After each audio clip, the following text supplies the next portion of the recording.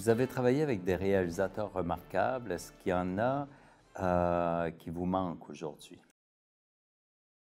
Oui, ben, il y en a deux qui me manquent, il y en a deux qui sont décédés.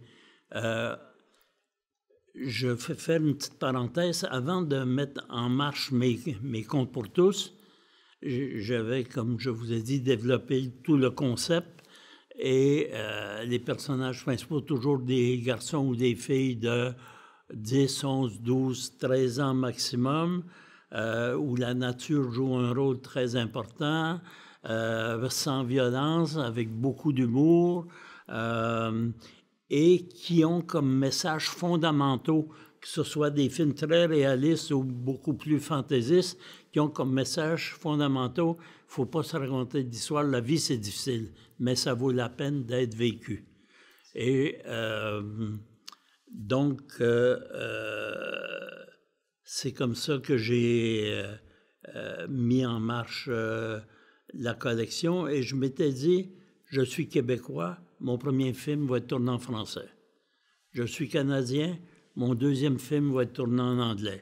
Je suis citoyen du monde, mon troisième film sera tourné dans un autre pays, une autre langue. Et le troisième, cet autre pays et cette autre langue, ce fut la Pologne.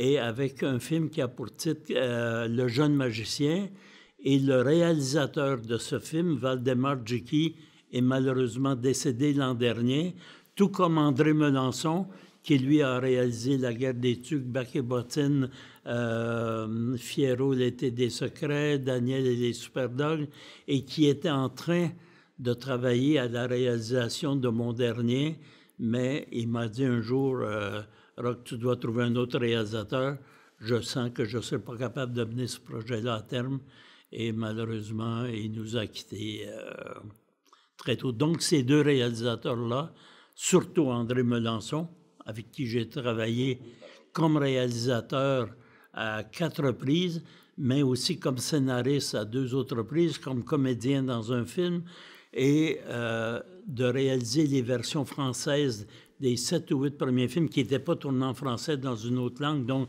ça a été une collaboration qui a commencé au début des années 80 et qui s'est terminée à toute fin pratique à son décès l'an dernier. Est-ce qu'on vous a déjà donné un conseil qui vous a été immensément utile pour votre carrière?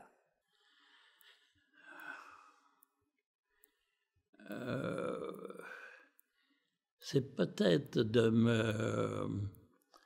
de concentrer ce que j'avais comme énergie sur un projet plutôt parce qu'on est tenté peut-être à un certain âge, en tout cas, de prendre différentes directions.